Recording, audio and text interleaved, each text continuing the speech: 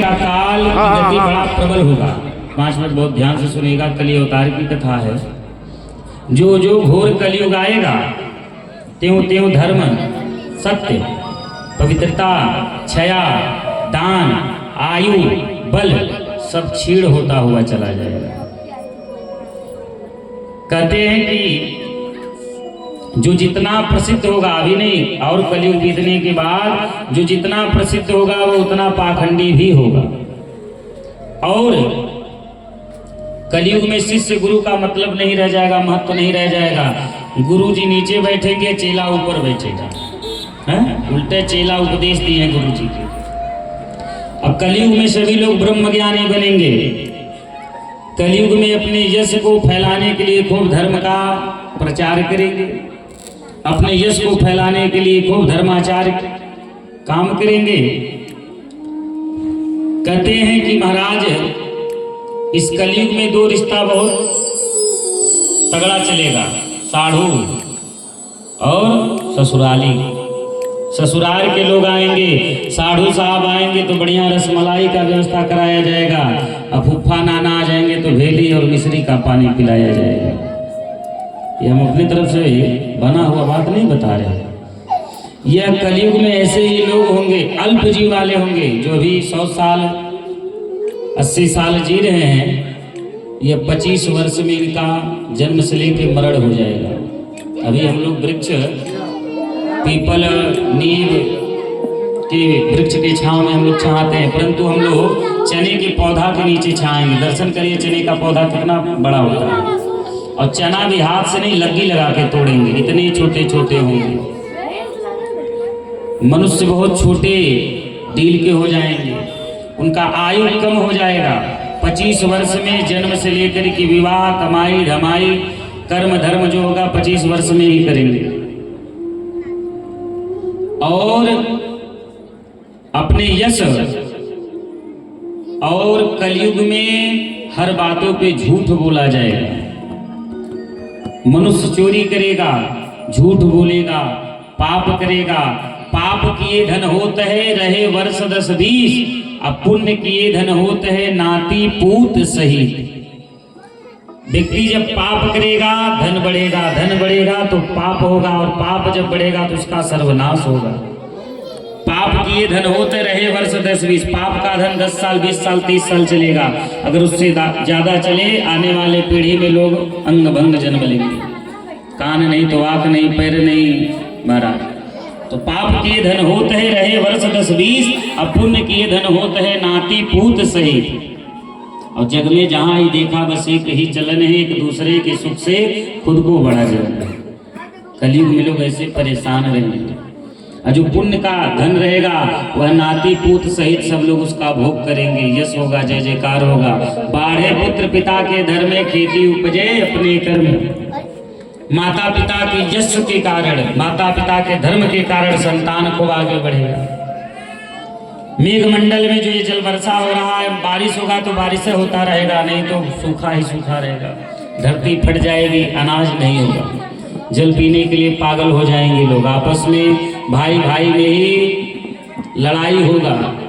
इस कलयुग में भाई सबसे बड़ा शत्रु होगा। और शास्त्र भी कहता है कि जब अपना परिवार के लोग पराए लगे और अनगैर अपना लगे तो जान लीजिए कि आपका सर्वनाश होने वाला है। जब अपने परिवार के लोग, आपके कुटुंब के लोग आपको शत्रु लगे और दूसरे परिवार के लोग आपको बड़ा प्रिय लगे तो आपका सर्वनाश होना ही होना। खेत बारी बिक जाई, अंगना दुहरवा पाई पाई बिरना, कैसे भाई के स्नेहिया बाटल जाए बिरना। आज भाई भाई में प्रेम नहीं रहेगा, भाई ही सबसे बड़ा शत्रु बन जाएगा। और अपने गृहस्थ, अपने घर आए हुए अतिथि का लोग स्वागत नहीं कर पाएंगे। जो लोग नात पात आएंगे लोग उनका स्वागत नहीं कर पाएंगे। मनुष्य अपने साले और ससुर के संबंध में ही अपना सारा जीवन व्यतीत कर देगा। पति पत्नी का केवल आपस का प्रेम रह जाएगा।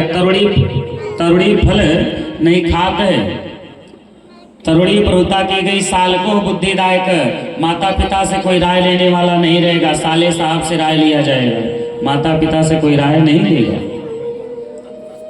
कन्या लोग अभिक्रीड, कन्या का विवाह नहीं होगा, कन्या का खरीद और विक्रय होगा। 5 लाख लेंगे तब आपके द्वार पे बारात आएगा, कोई कमी नहीं होना चाहिए। इसी के कारण पाप बढ़ेगा। जिसके पास नहीं रहेगा धन, उसकी बेटी जहर खा के मर जाएगी, उसका बाप मर जाएगा, तो ऐसे ही पाप बढ़ेगा। घोर कलयुग व्याप्त होने पर कलयुग के 4,32,000 की आयु में जब 822 वर्ष शेष रह जाने पर भगवान धर्म की रक्षा करने के लिए मुरादाबाद आप लोग देख रहे हैं, मुरादाबाद में भगवान अब की बार ब्राह्मण के घर जन्म लेंगे। संभाग्रामस्य मुख्यस्य ब्रह्मणा न महात्मन भवे विष्णु न यस्येनं कलिपादुर्भासित। लोकनायक भगवान धर्म की रक्षा करने के लिए, संतों की रक्षा करने के लिए संभलपुर ग्राम में विष्णु यश नाम के ब्राह्मण के घर भगवान जन्म लेंगे और कली नाम से अवतरित होंगे और शीघ्रगामी देवदत्त नाम के घोड़ा पर भगवान सवार होकर के बैठेंगे, हाथ में तलवार लेकर के राजा के भेष में जितने चोर डाकू बदमाश पापी दुराचारी गौघाती रहेंगे सबका संहार करते हुए भगवान चलेंगे। कि जब जब होई धर्म की हानि, जब जब होई धर्म की हानि, बाढ़े असुर अभिमानी, बाढ़े असुर अभिमानी, तब तब प्रभु धरि मनुज शरीरा, तब तब प्रभु मनुज शरीरा, तब तब प्रभु धरि मनुज शरीरा, तब तब प्रभु धरि मनुज शरीरा। हृदय दयानिधि सज्जन पीरा, हृदय दयानिधि सज्जन पीरा। कहते हैं कि जब जब हुई धर्म की हानि, बाढ़ असुर चले अभिमानी, तब तब प्रभु धरि मनुज शरीरा, हर ही दयानिधि सज्जन पीरा, तब भगवान अवतार लेंगे। कहते हैं कि पहले तो मथुरा नगरी आए, अब संभा नगरी आओगे। पहले तो मथुरा नगरी आए, अब संभा नगरी आओगे। पहले तो आए यदुवंशी घर, अब पंडित के घर आओगे। पहले तो सूप चढ़ के आए, अब घोड़ा चढ़ के आओगे। पहले तो मुरली लेके आए, अब तलवार लेकर के आओगे। अरे पहले तो गीता का ज्ञान सुनाए, अब खून की नदियाँ बहाओगे। पहले गीता का ज्ञान सुनाए, अब खून की नदियाँ। पहले तो सूप चढ़ के भगवान आए, वासुदेव जी नंद बाबा के घर लेके गए, अब घोड़ा चढ़ करके आओगे। पहले तो तुम मुरली लेके आए, अब तलवार लेकर के आओगे। पहले तो तुम गीता का ज्ञान सुनाए, अब खून की नदियाँ बहाओगे। तब भक्त संत सब लोग पुकार करेंगे कि आजा कलयुग में लेके अवतार हो गोविंद,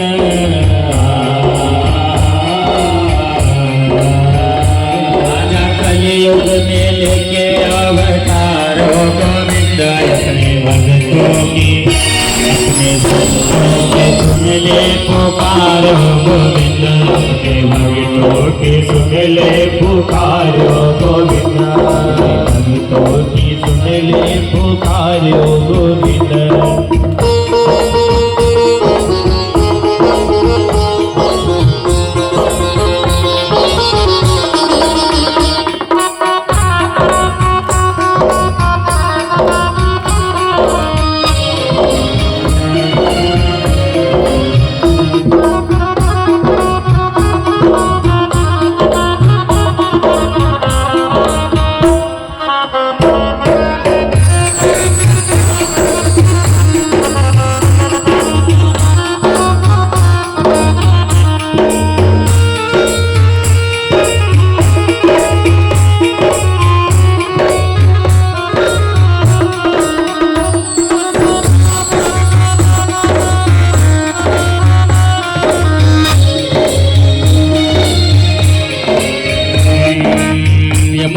पानी तोहे करता सवाल रे, तेरे बिन देख जरा कैसा बुरा हाल रे।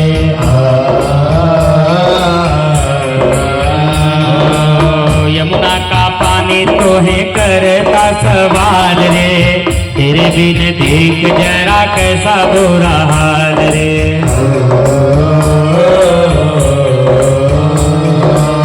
काहे तूने तोड़ लिया प्यार गोविंद,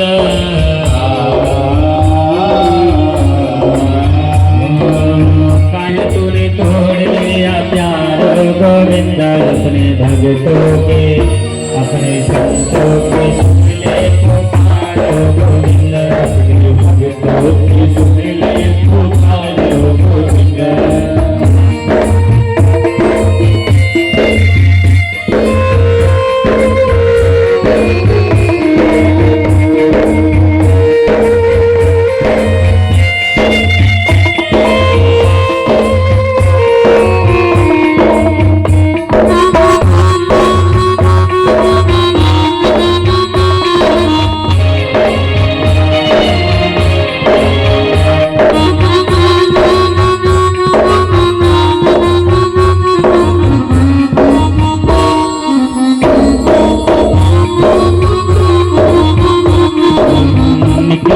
सावन सोनाली से कोख से, गैया बेचारी मरे चारा बिना भूख से।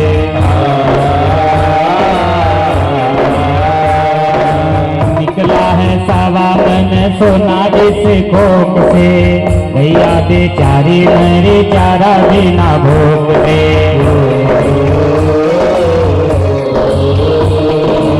गैया को दिया दूध पारो गोविंद,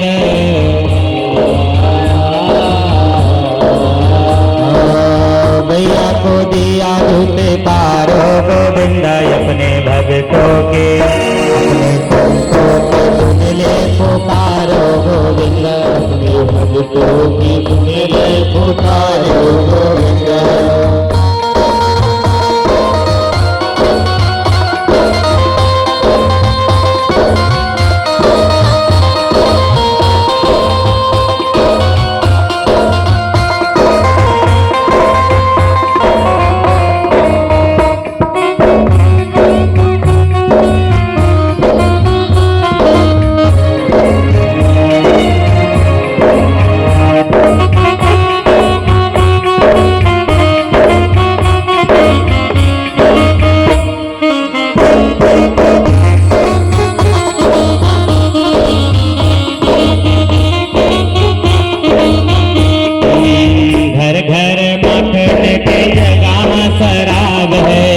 कलयुग की गोपियाँ ये बहुत खराब है,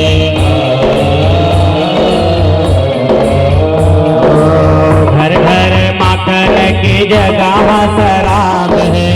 कलयुग की गोपियाँ ये बहुत खराब है।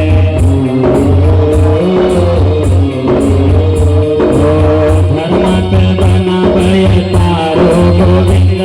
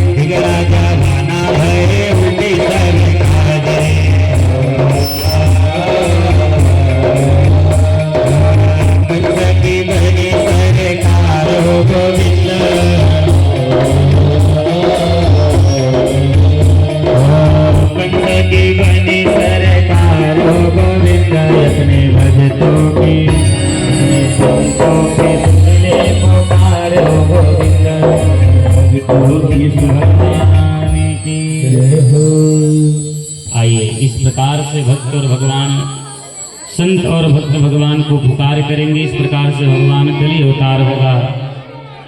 तो देखिए कहने का मतलब ये है, इस कलिकाल में कलयुग केवल हरि गुण गावा, इस कलिकाल में केवल भगवान का नाम लेने से जीव का कल्याण हो जाएगा। आप लोग बहुत प्रेम से कथा को सुने। आइए हमारे जजमान जी की पत्नी के द्वारा व्यास मंच पर व्यास जी को सोने का अंगूठी अर्पित करते हुए और हमारे संगीत कलाकार, हमारे वैदिक कलाकार को वस्त्र के द्वारा सम्मान